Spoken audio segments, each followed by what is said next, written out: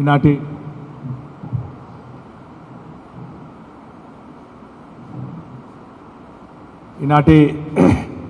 Press meet కార్యక్రమానికి విచ్చేసినటువంటి ఆత్మీయ ఎలక్ట్రానిక్ ప్రింట్ మీడియా సోదరులకు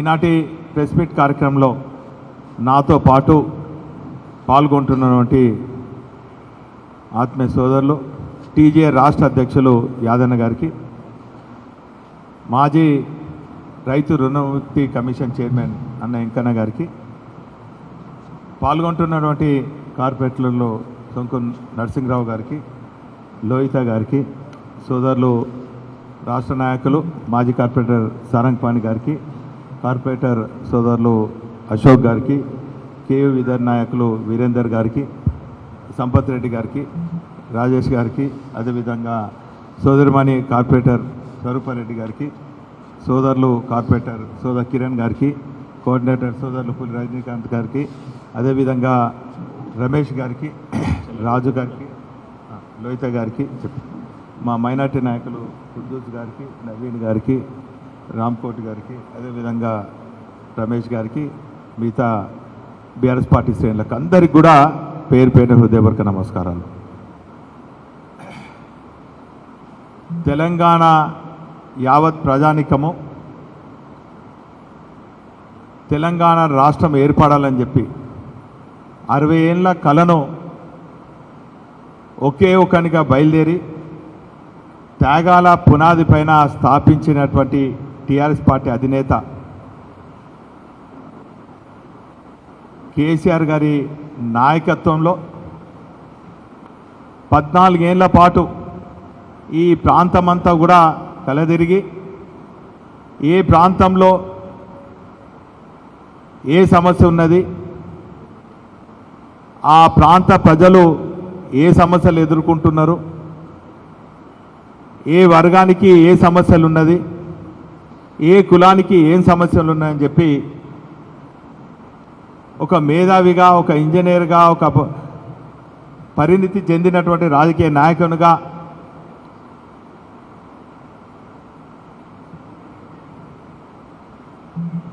గాంధీ మార్గంలో దశల వారీగా శాంతియుతంగా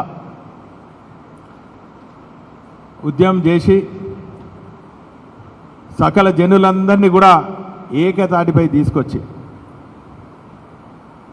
అనేక ఉద్యమాలు చేసి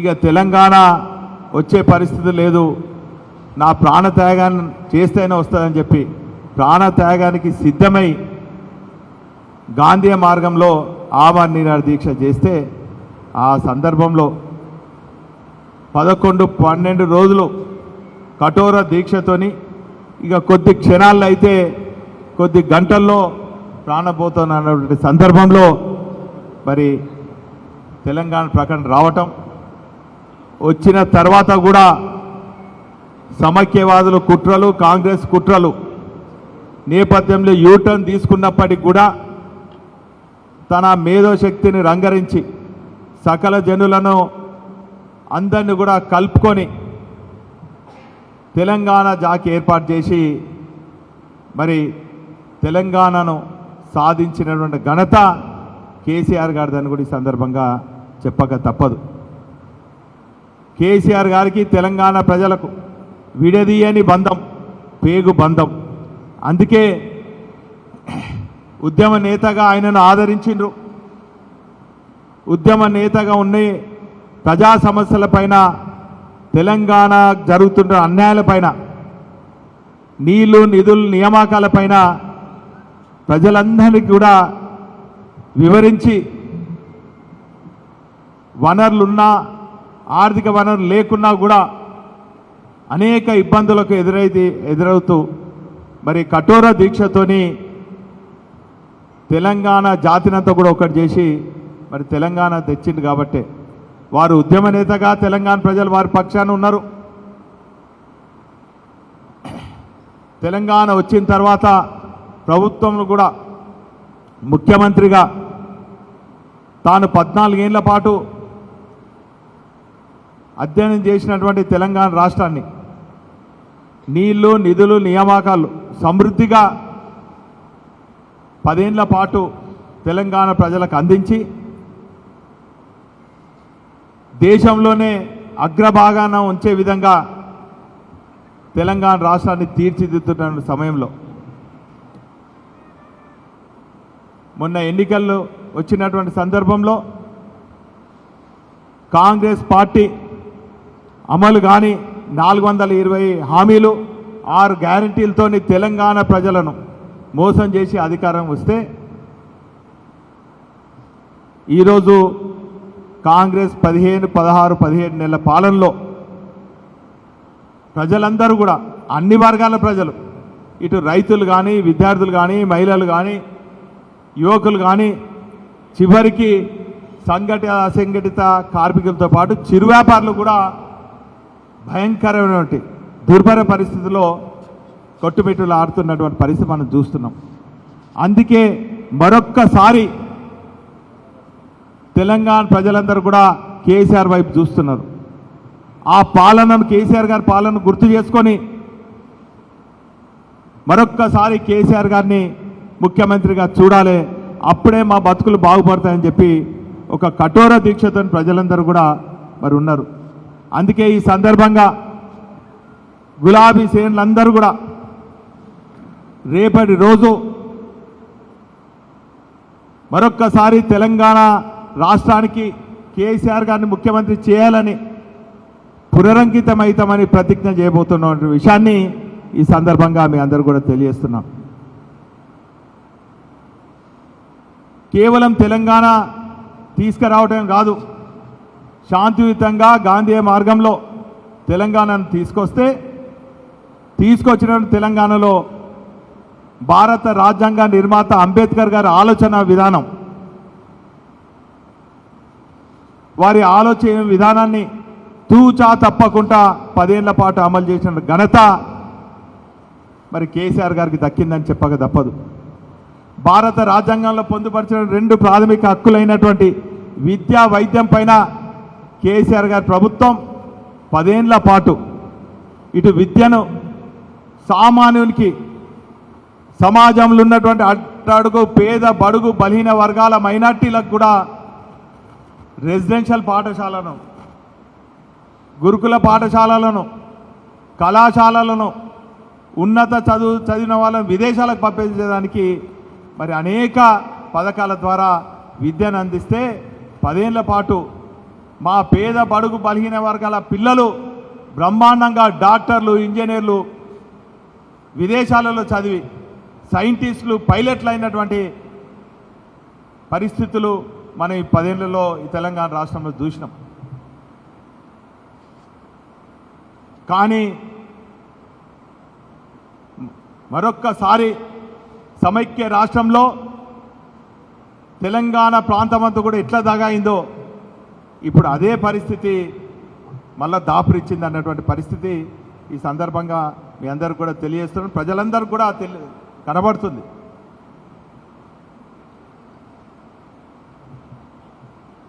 అందుకే ప్రజలందరూ కూడా బీఆర్ఎస్ వైపు, కేసీఆర్ వైపు చూస్తూ కేసీఆర్ గారు ఎప్పుడు ముఖ్యమంత్రి అవుతారనే ఒక ఆలోచనతోని ఆచరణ కార్యక్రమాలు రూపొందించుకొని రేపటి నుంచి మా కార్యక్రమాలు కూడా ఉధృతం చేస్తామన్నటువంటి విషయాన్ని ఈ సందర్భంగా తెలియజేస్తున్నాను.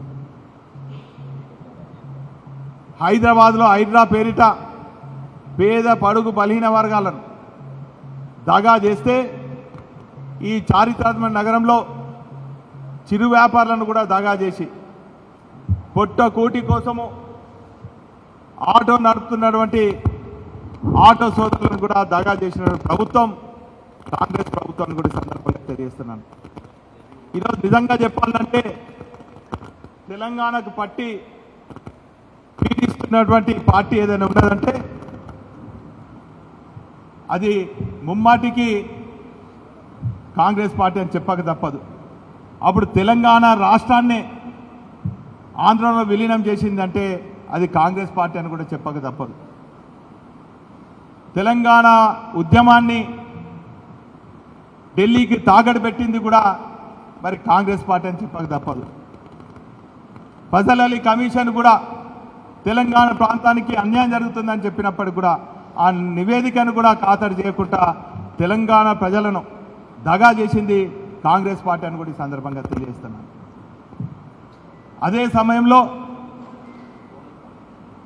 బీజేపీ ఏం తక్కువ కాదన్నట్టు కాకినాడలో బీజేపీ పార్టీ ఒక ఓటు 2 రాష్ట్రాలని చెప్పి తీర్మానం చేసి ఆ తీర్మానానికి కూడా కట్టుబడి ఉన్నటువంటి పార్టీ బీజేపీ పార్టీ అని కూడా ఈ సందర్భంగా తెలియజేస్తున్నాను.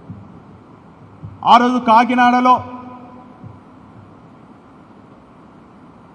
ఒక ఓటు 2 రాష్ట్రాలని చెప్పి కొన్ని తెలంగాణ ప్రాంత ప్రజలను కొన్ని ఓట్లు దండుకొని ఆ తదుపరి చంద్రబాబుకు తలొగ్గి సమైక్య రాష్ట్రాన్ని బలపరుస్తూ ఆ రోజు కూడా తెలంగాణ ప్రజలను దగా చేసిందంటే బీజేపీ పార్టీ అని కూడా ఈ సందర్భంగా తెలియజేస్తున్నాను. ఇప్పుడేమో మరొక్కసారి కరుడు కట్టినటువంటి సమైక్యవాది అయినటువంటి చంద్రబాబుకు తలొగ్గి కేంద్రంలో ఉన్నటువంటి బీజేపీ పార్టీ ఈ ప్రాంత ప్రజల ఓట్లు దండుకొని 8 మంది పార్లమెంట్ సభ్యులను కూడా బీజేపీ తరఫున తెలంగాణ ప్రజలు పంపిస్తే ఈరోజు నిధుల విషయంలో కూడా అన్యాయం చేసింది కేంద్రంలో ఉన్నటువంటి బీజేపీ పార్టీ అని కూడా ఈ సందర్భంగా తెలియజేస్తున్నాను. కాంగ్రెస్ పార్టీ ఒక తీరు మోసం చేస్తే ఈరోజు బీజేపీ పార్టీ నిధుల విషయంలో కూడా మోసం చేసి తెలంగాణను దగా చేసి తెలంగాణ ప్రజలను మోసం చేసింది ఈ 2 పార్టీలను కూడా ఈ సందర్భంగా తెలియజేస్తున్నాం. అందుకే రేపు రాష్ట్ర అవతరణ దినోత్సవం సందర్భంగా ఘనంగా వైభవంగా అన్ని జిల్లా పార్టీ బీఆర్ఎస్ పార్టీ కార్యాలయంలో మా గులాబీ శ్రేణులు ఒక పండుగ వాతావరణంలో ఒక ఉత్సాహభరితంగా జాతీయ జెండాతో పాటు బీఆర్ఎస్ పార్టీ జెండాను ఎగిరేసి మా బీఆర్ఎస్ పార్టీ శ్రేణులందరూ కూడా కేసీఆర్ గారిని మరొక్కసారి ముఖ్యమంత్రిగా చూడాలని చెప్పి పునరుద్ధరితమైందని చెప్పి ప్రమాణం చేస్తామని కూడా ఈ సందర్భంగా తెలియజేస్తున్నాను. ఏదేమైనప్పటికీ కూడా ఈ కాంగ్రెస్ పాలనలో గత కొన్ని నెలల నుంచి చూస్తే కేసీఆర్ గారు చేసినటువంటి మంచి పనులను తుడిచిపెట్టాలని చెప్పి రకరకాల కుట్రలు కుతంత్రాలను చేస్తూ ఈరోజు తెలంగాణ ప్రజలను మభ్యపెట్టి మోసం చేయాలని చేసే ప్రయత్నాలను తెలంగాణ ప్రజలందరూ కూడా గ్రహించిందన్నటువంటి విషయాన్ని కూడా ఈ సందర్భంగా తెలియజేస్తున్నాను. కేసీఆర్ గారు ప్రవేశపెట్టినటువంటి ఒక్క సంక్షేమ పథకం కూడా మరి ఈ ప్రభుత్వాలు అమలు చేస్తలేవు. ఈ పథకం ఆ పథకం అంటారు, ఓసారి ఆన్లైన్ అంటారు, ఒకసారి ఆఫ్లైన్ అంటారు, ఓసారి కాగితం అంటారు, ఒకరు ఈ సభ అంటారు, గ్రామ సభ అంటారు, పట్టణ సభ అంటారు. ఏ సభలో కూడా ఏ సమస్య పరిష్కారం కాకుండా కాలం వెళ్ళదీస్తున్నారు. చివరికి ఈ కాంగ్రెస్ పార్టీకి కూడా కాలం చెల్లుతుంది అన్నటువంటి విషయాన్ని కూడా ఈ సందర్భంగా తెలియజేసుకుంటూ రేపు ఉదయం 9 గంటలకు హన్మకొండ బీఆర్ఎస్ పార్టీ కార్యాలయంలో ఘనంగా వైభవంగా జిల్లాలో ఉన్నటువంటి మా ప్రజాప్రతినిధులు, జెడ్పీటీసీలు, ఎంపీపీలు, శాసనసభ్యులు, జిల్లాకు సంబంధించినటువంటి మాజీ శాసనసభ్యులు, జిల్లా నాయకులందరూ కూడా పెద్ద ఎత్తున రాబోతున్నారు. మరి ఈ కార్యక్రమానికి ముఖ్య అతిథిగా గౌరవ మాజీ పార్లమెంట్ రాజ్యసభ సభ్యులు కెప్టెన్ లక్ష్మీకాంతారావు గారితో పాటు మిగతా నాయకులు వస్తారు. ఘనంగా వైభవంగా ఈ కార్యక్రమం ఉంటుంది కాబట్టి పాత్రికేయ మిత్రులు కూడా మరి ఈ సమాచారాన్ని మా శ్రేణులకు ప్రజలకు కూడా తెలియజేసి రేపు కూడా మరి ఈ కార్యక్రమం మీరు హాజరు కావాలని చెప్పి సోదరుగా విజ్ఞప్తి చేస్తూ సెలవు తీసుకుంటాం. జై తెలంగాణ, జై కేసీఆర్, జై బీఆర్ఎస్, జై కే.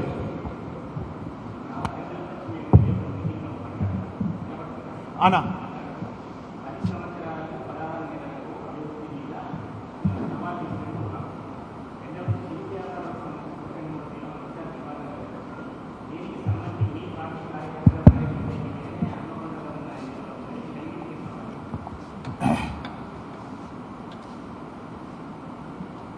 ఎవరైనా కూడా చట్టాలను గౌరవించాలి.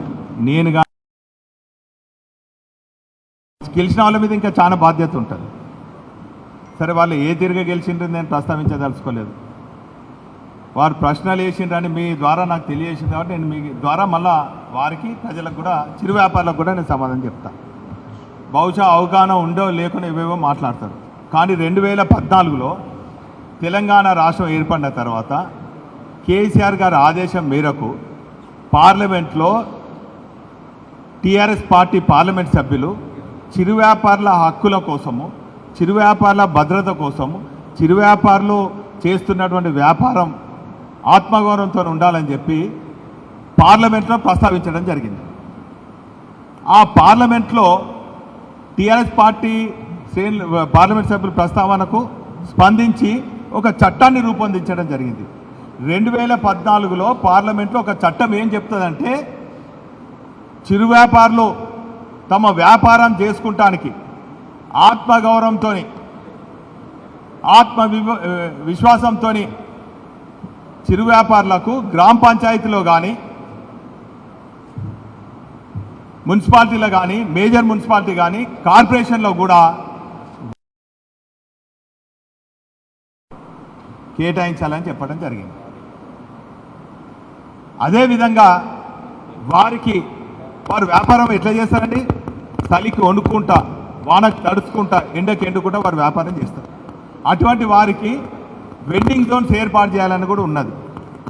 వెండింగ్ జోన్ ఏర్పాటు చేయడం కాదు, ప్రభుత్వ పరంగా టౌన్ వెండింగ్ కమిటీస్ ఏర్పాటు చేసి ఆర్థిక సాయం చేయాలని కూడా అన్నది. మరి ఈ చట్టాన్ని మేము గౌరవించి, తెలంగాణ ప్రభుత్వం, తెలంగాణ ముఖ్యమంత్రి కేసీఆర్ గారు గౌరవించి, మున్సిపల్ శాఖ మంత్రి కేటీ రామారావు గారు గౌరవించి, తెలంగాణ ఉద్యమంలో కూడా చిరు వ్యాపారులు భాగస్వాములైనని చెప్పి, తెలంగాణ రాష్ట్రం ఏర్పడిన తర్వాత కూడా వారికి సముచిత స్థానం కల్పించాలని, వారు ఆర్థికంగా అభివృద్ధి చెందాలని, ఆత్మగౌరవంతో ఉండాలని, ఆత్మవిశ్వాసంతో ఉండాలని, వారి తెరువుకు నా మున్సిపాలిటీ వాళ్ళు, కార్పొరేషన్ వాళ్ళు, అదేవిధంగా పోలీసు వాళ్ళు, ట్రాఫిక్ వాళ్ళు ఎవరు కూడా ఇబ్బంది పెట్టొద్దని వెండింగ్ జోన్స్ ఏర్పాటు చేసింది. ఇంకా కొన్ని చెయ్యాలి కూడా. కోట్లాది నిధులు వాళ్ళకి కేటాయించినాం. సరే, దాని మీద ఎవరో వీళ్ళున్నారు వాళ్ళున్నారు అంటే, నేను ఈ సవాల్ విసిరిన వారికి చెప్తున్నా, అర్హులైన వారికి మీరే కేటాయించండి, అర్హులు కాని వాళ్ళకి తీసేయండి. మొన్న నేను సోషల్ మీడియాలో చూసిన, ఏ పార్టీ వాళ్ళు చిరు వ్యాపారుల మీద గుండాయిజం చేసిండ్రు, చిరు వ్యాపారుల దగ్గర పైసలు ఎవరు వసూలు చేసిండ్రు అనేది మేము సోషల్ మీడియాలో చూసినా. అయినా నేను స్వాగతిస్తున్నా సవాల్ విసిరినటువంటి నాయకునికి. మీరు ప్రక్షాళన చేయండి, అధికారం నీ చేతుల్లోనే ఉన్నది. కానీ అక్రమాలకు పాల్పడ్డోళ్ళను నువ్వు ప్రక్షాళన చెయ్యి. నీ చేతిలో పోలీసు వాళ్ళు ఉన్నారు, నీ చేతిలో కార్పొరేషన్ ఉన్నది, నీ చేతిలో మేము గెలిపించిన మేయర్ మీ చేతుల్లోనే ఉన్నారు. ఏం చేస్తావు నువ్వు చేసుకో.